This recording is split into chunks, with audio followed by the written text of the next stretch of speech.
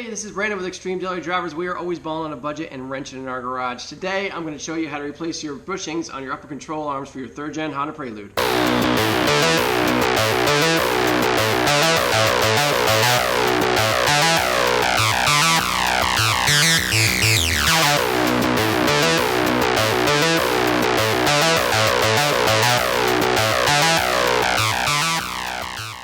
So one of our Instagram followers asked us to do a quick video on how to replace the bushings on the upper control arms for the 3rd gen Honda Prelude. So here we go. Alright guys, as you can see, I got the upper control arm completely disassembled. Here is the control arm itself, which of course I've cleaned up and painted. And before you do anything, before you assemble anything I should say, you have to grind down both ends of this control arm. And the reason for that is that these new bushings, which we're going to go over in a minute, are larger than the stock ones. So in order for everything to fit together, we have to make room. The way we make room is by grinding these down. Probably 1/8 of an inch on both sides. That's not really true. The real reason is that these new washers take up so much room on either side of the control arm, and that's why we have to grind down the centers. Now let's talk about these bushings. Here's the box that they come in.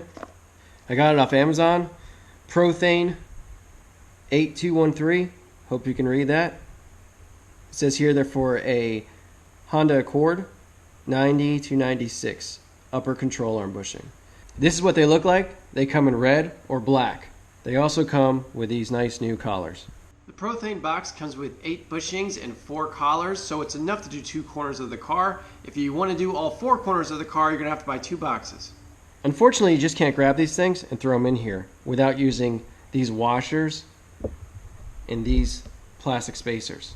These are the washers. I ordered them online. As you can see, I ordered way too much. I can't remember where I ordered these from, but if you go on preludepower.com, you will find a thread on there called Upper Control Arm Bushings under the 3rd gen Prelude section. And in that thread, they have all the details on everything that you need in order to do this. If any of you are actually going to do this mod, hit me up on Instagram or on YouTube in the comments section, and I'll go ahead and send you some of these for free. So the same place that I ordered those metal washers, I also ordered these plastic washers. They come in a bag like this. So let's go ahead and start reassembling this upper control arm. The first thing you're going to do is take your bolt, which has the stock washer on it, and then slide down the new washer. Next, you're going to start putting the bushings into this piece of the upper control arm. They're urethane bushings, and they just press in. Now on the inside of the bushing, this is where the plastic spacers come in. You're going to take your plastic spacer and drop it in, followed by the other half of the bushing. As you can see, everything has already been greased up. You just press it in with your hand. We're going to do the same thing for the other side. Now, we're going to slide in our collars.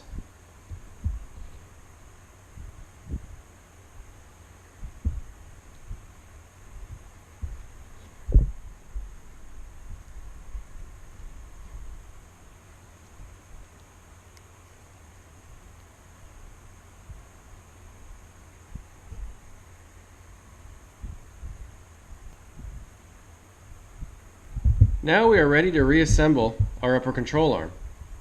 But before we do, we have to insert our washers.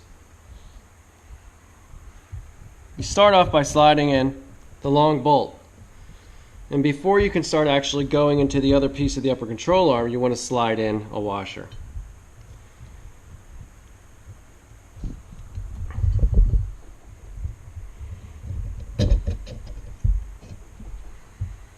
Now on the other end, you want to do the same thing.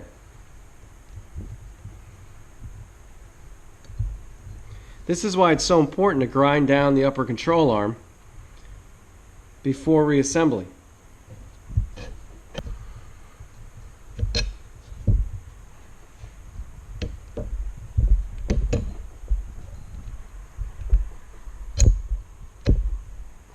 The last bit of assembly is to put a washer on the outside, followed by the stock hardware.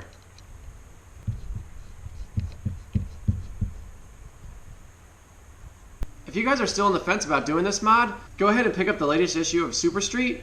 In here they call this the most important suspension modification that you keep forgetting about. Thanks so much for watching. Please hit that like button, please subscribe, and please stay tuned for the next episode where all of this gets put back on this car.